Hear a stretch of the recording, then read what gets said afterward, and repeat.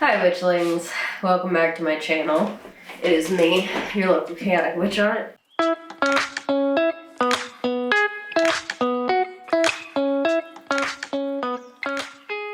I am sick as fuck today. I've been sick for the past couple days. It's not COVID, which is the important part. It's a really shitty cold. Oh God. But the show must go on. So, welcome to reacting to your guys' funniest / worst / spookiest witchcraft mistakes. I've definitely gotten a lot of submissions from you guys, which thank you so much. I love when I get to like include you guys in a video. It makes me really happy. So today we are looking at the worst witchy mistakes. It's also like worst witchy mistakes, funniest, spookiest was like the parameters. Also, if something shiny is on my face, it's Aquaphor, because I've been blowing my nose so much. You can hear my congestion as I talk, which is crazy, because it's like, gender envy, gender euphoria, as my voice is deep, but also like, I'm sick and I hate it. Anyways, to get started, this is from Vanessa Ness. Goes by Ness. My worst witchy mistake was when I was such a baby witch, I had literally no idea what I was doing. That's a mood. I just knew one thing. My polyamorous long-distance girlfriend had an abusive boyfriend, and I wanted her to have the strength to leave him. That is a solid intention. So I bought crystals to help her be more decisive, empowered, and comforted, and I hand-poured her the candle with the crystals hidden inside. I poured so much resentment into this candle. All the anger I felt their boyfriend just concentrated into one idea. She's gonna burn this and then dump his ass. I hope this works. Keep in mind, I had no idea what I was doing, not a clue. I was just doing what I felt was right at the time, and I needed to feel like I had some sort of control. So I sent her the candle and waited. She received it and was elated, said she would light it that night, and she broke up with me the next morning. That's awful! Oh my God. Oh, Ness, that's awful. Ness, I'm gonna be honest. This doesn't even seem like, yeah, the spell backfired, but I don't think there's anything you could have done to do it different. Like, I guess, oh my God, I don't even know how to respond. Jesus. I hope you're okay and doing okay. Genuinely. Okay. CC. Hope this email finds you in good health. It did not, but I appreciate it anyways. My name is Isabella, and here are two of my funniest / spookiest witchy mistakes. After a Malocchio cure, I decided to close things out with a cup of chamomile tea. So I get the hot water going and set the cup under the coffee pot, my plastic cup. I turn my back to the bottom, that's why hot water sprays everywhere. Welcome to Witchcraft and Science Coexist. That's so funny. I had that happen yesterday. I tried to make a tea and accidentally messed up my mug. It started bubbling. You may have thought that it was going to explode. It didn't. It was like a double-walled mug, and I had stirred it so hard, the glass popped out and all the liquid went into the double wall, and I was terrified. One of the first things I did in my practice was collect crystals. After a bad breakup, I began to carry my black tourmaline in my pocket for an extra protection boost. One day I ran into literally the axe from the breakup. The tourmaline crystal began to crumble in my pocket. Spooky. Spooky shit. It's very spooky. This is from the Norse Witch. Oh, I love the Norse Witch. They're amazing. Anyways, here's my dumbest witchy mistake. AKA how I nearly burnt my house down. Happens to the best of us, okay? It really does. Pretty early on my journey, I wanted to cast a candle spell. I also burned a piece of paper with a sigil during the spell. Both the candle and the piece of paper were placed on a ceramic dish. Everything started out fine, but the candle leaked and leaked until the dish was full of wax and paper floating around on it. When the point came, when the candle burned really low and the paper caught on fire, everything got too hot and the ceramic bowl cracked. Of course, I had the whole thing placed on the floor. So I had a burning candle, burning piece of paper, and a lot of candle wax spilled on the floor. Luckily, I was able to extinguish the fire, but the wooden floor retained a dark burn mark. Jesus. Have a wonderful day, and also fire safety is important. That's so funny. I also feel like every witch has a almost burnt their house down or almost set themselves on fire story, or maybe it's just us. Okay, so this one was from Jeer. They sent me worst and spooky-ish. The worst was a love spell. It was their first spell. They were in 9th grade and had just broken up with a boyfriend.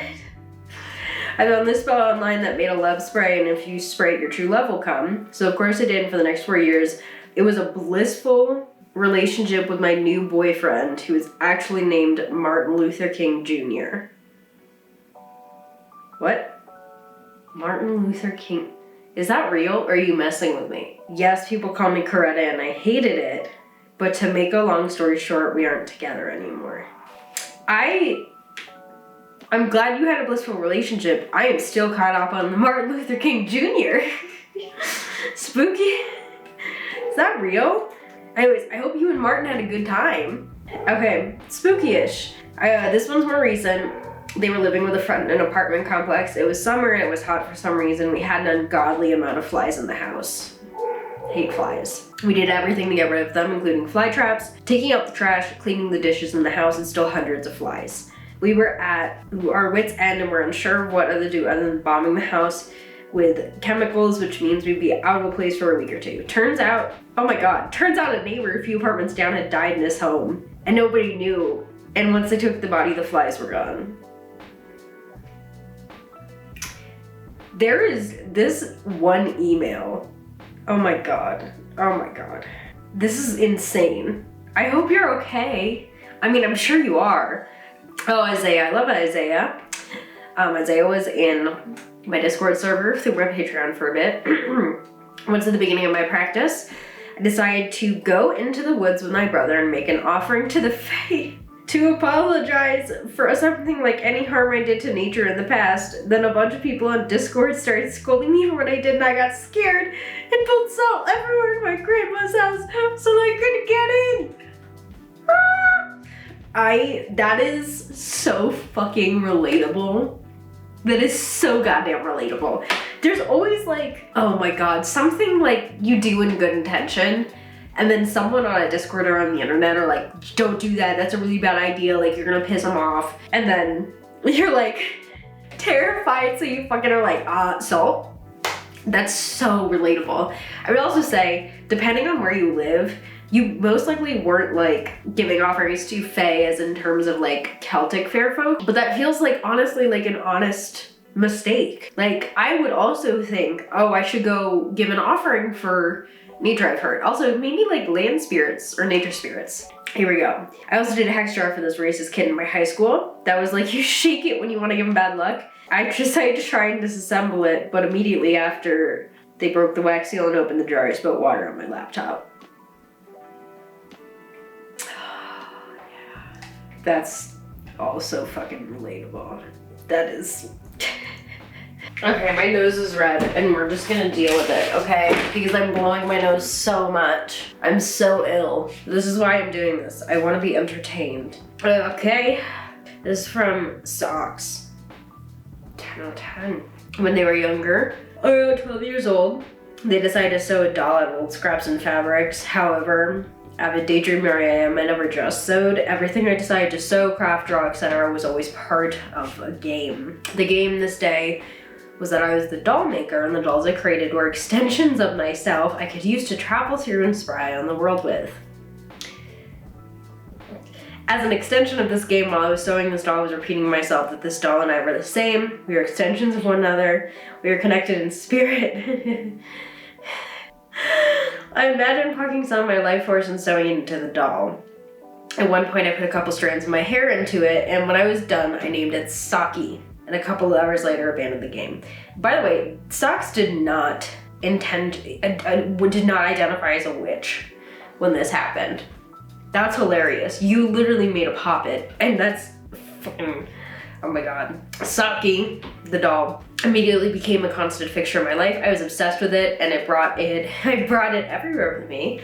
Keep one more doll like it, and as I remember, a little over a year later, so one more doll. One night I was wandering back in my room, thinking about a book series I was reading, and I opened my door and was immediately struck was panic so all-consuming that I started sweating. I had so much adrenaline hit me all at once that it seemed to happen in slow motion, like pictures flying by instead of being updated in real time. When the panic subsided enough to breathe, I was holding the remains of both sock dolls.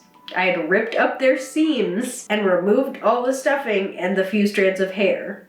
I was also shaking violently, my knees literally knocking together. I also had no idea why I did it to this day. I wasn't even thinking of them when I entered the room. I shoved them into a top corner of an unused closet. For 4 or so months, I couldn't get within 3 feet of the closet without shaking.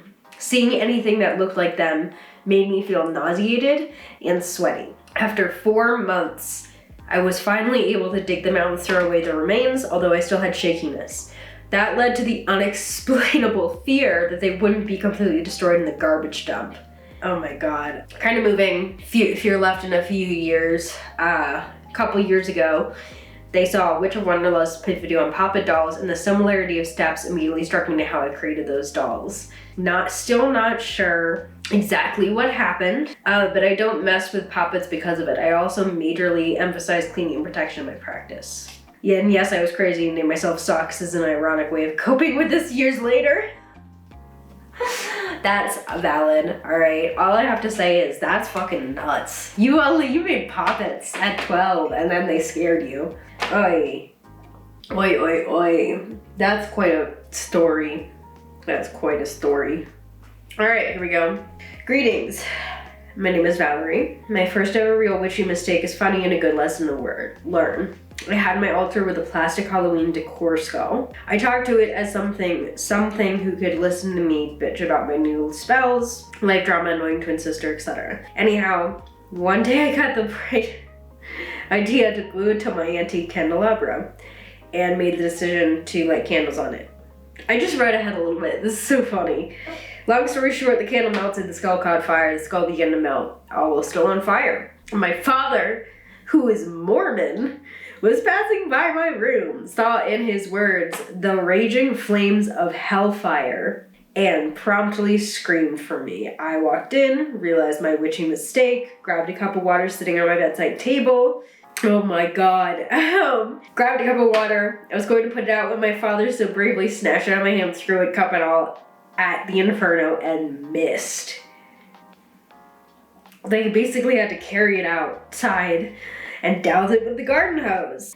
Turns out my father thought I was attempting to burn the house down while he took his afternoon nap to sacrifice him to Satan. But since he woke up too early, my sacrifice father plans failed. So in conclusion, don't use a cheap plastic Halloween decor skull as a candlestick on your altar. And if you want the whole town to be fearful of your satanic self, take a page from my grimoire. That's so fucking funny. Your dad really said, "Yeet and missed!" Oh my god. Oh my god, wait, oh god. My friend and I went to the beach to do some meditation and honor the local water spirits. We waded knee deep into the water before someone came up to us and informed us that the water had tested positive for E. coli 2 days before. Thankfully, we didn't get sick. I love how most of these mistakes are genuinely just like mundane things. I love it. All right, this story takes place when we were in high school. Oh god, they attached a picture of a creepy doll. I really don't like dolls. Oh, that's a jump scare. That scared me. Holy shit. Okay. One of my friends recently went to a thrift store and found a creepy little clown doll. They told us that they looked at it and couldn't leave without it. This is like every horror story ever. Oh, this thing kept calling out to them. Another friend who was there had even said to leave it behind, but they didn't listen. Upon picking it up, they heard the name Elfie, so that's what they called it. After bringing the doll home, strange things started happening. What? I'm surprised. In the middle of the night, their music box would start to play on its own. Things and Elfie were moving to places that they definitely had not been. Tensions grew with the people living in the house, and everything in the basement where the doll stayed grew darker and more malicious. Essentially, my friend bought a haunted doll. I really don't like dolls. I'm gonna emphasize that again. Dolls are like one of the things that I really don't like. After a few weeks of dealing with this, the matter was brought to me and another more experienced practitioner.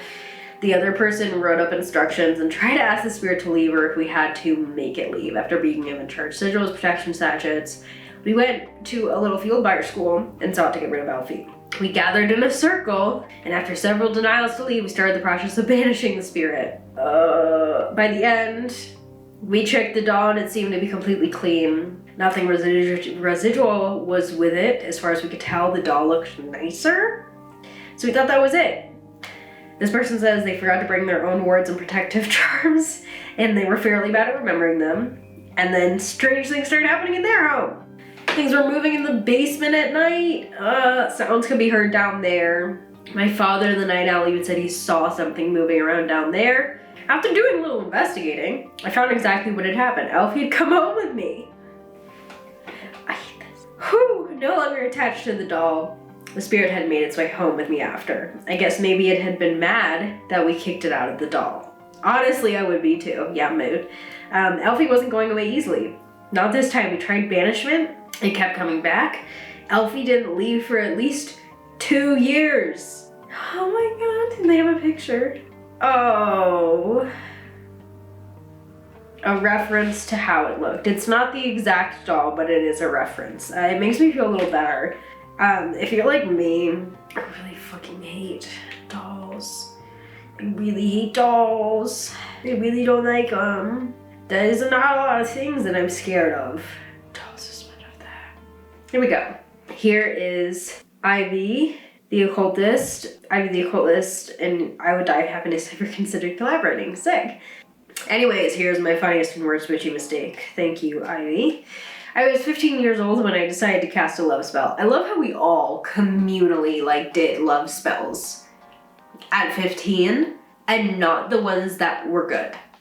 There are love spells that done correctly and done out of necessity, I understand. Mine was I don't want to break up with this boyfriend. We should have love. It was a fucking, my boyfriend in senior year of high school. We weren't gonna last long. So why did I do it? I don't know.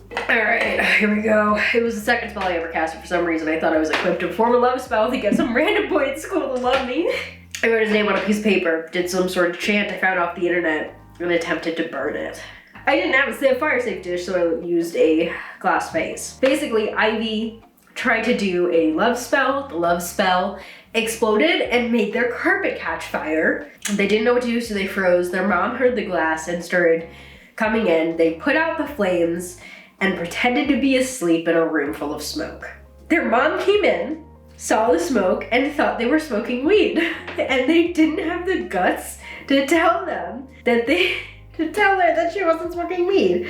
Oh my god, that's so funny. I didn't even have the guts to tell her it wasn't cool enough, and that they were like, I wasn't smoking weed, I was doing love spells, but they didn't. They got grounded by smoking weed for burning the carpet. To make matters worse, the spell backfired. The boy did not, in fact, love me more. Instead, my feelings for him doubled and I became utterly obsessed. Couldn't stop thinking about him. I honestly think this is I would say this is one of those things where the explosion and the scattering around your space is definitely why it backfired. I would definitely say that's why. Okay, so basically as a kid I didn't identify as a witch anyway, so one day a kid was being hateful to me, so I drew a picture of him and stabbed it. But they didn't plan on it being a spell, it was just kind of them to take out aggression. They thought nothing of it. Next day I walk into school and all the places I stabbed the picture, there was acne on their face. The person who was mean to them. I feel bad. It was mean, but it cleared up. Some kind of powerful shit right there. I think that's all of them. Oh no, here we go. This is by Kenzie. This is gonna be your last story. I believe it was you who said and lived by the idea of twice is a coincidence and 3 times is a sign. Yes, I do. Specifically for things like animals, numbers, etc. In learning to interpret them in my life, I swore the ones I kept getting was equaling who I would have as a patron and who I would be working with. I was beyond convinced. I was convinced beyond doubt that this deity was my end goal. But the more tarot I did, divination, the more answers and interpretations almost came with a sort of laughter behind them. I could sense that someone was basically smirking in the background. All right, sure, go off, I guess. 2 months pass. and I'm building my first altar only to be drawn to a color wholly opposite of one I've ever fucked with. Like, it wants to be there because they want it, only it doesn't match who I think it is at all. So this is in terms of deities. So I start putting out that if they're so-and-so, send me a blah, blah, blah, you get the point. Totally get that. And in the middle of the night, I wake up from a dreamless sleep saying the name of a different deity. The problem, this deity is like super pop culture popular. So a lot of people working with them. So much so that I found myself thinking you only want it to be them because it's cool. They'd never work with you. And yet all these signs that match them and their mythos keep coming. I begin to accept it, but to be positive, I meditate and pray the following. If you are my patron, if it is you I'm truly meant to devote myself to, tell me a sign that can't explain away. The next day I'm working in my home office, I get an itch in my brain, looks out the window, basically like a 3, 2, 1, look out the window. There's a random dog. None of my neighbors are doing anything about it. It's chilling in the street. I run downstairs because I have a knack for collecting random bonus dogs and finding their owners. Me too. And outside where my neighbors say won't come to anywhere, we don't know why. I look at the dog. Dog looks at me and tilts its head. I say, come on bro, want to treat some water. The dog walks up to me and follows me off leash like it's my own. I show it some hospitality, have it for hours, post everywhere looking for the owners, nothing. I decide to check my email, and again, voice, it says go outside now. I run, and when I make it, I hear, here boy, come back. The kids are like, are you looking for the dog? The kids say yes. I've got him, I'll meet you out front. Brings the dog out front. Just in case he gets out again, what's his name? The dog's name was Apollo. That's so funny. The dog fucking winked. My name is Apollo. I would say this too, because I think even if deity is very like pop culture, I definitely understand the skepticism of feeling like you were meant to be working with them. But I feel like this is proof that if you're being pulled to a deity, even if they're a really popular deity, exploring it is always beneficial. Thank you, Kenzie, so much for the story. I loved it. I think this was a great video. I'm very sniffly, I'm very sick. I hope you enjoyed this video. Yeah, thank you so much for watching. Thank you for everyone who submitted stories. I really loved reading them. Thank you so much for watching. If you want, you can comment, like, subscribe, or turn the bell on. But absolutely no pressure. Remember to drink water. Take care of yourself. Have an amazing rest of your day. Siate Benedetti.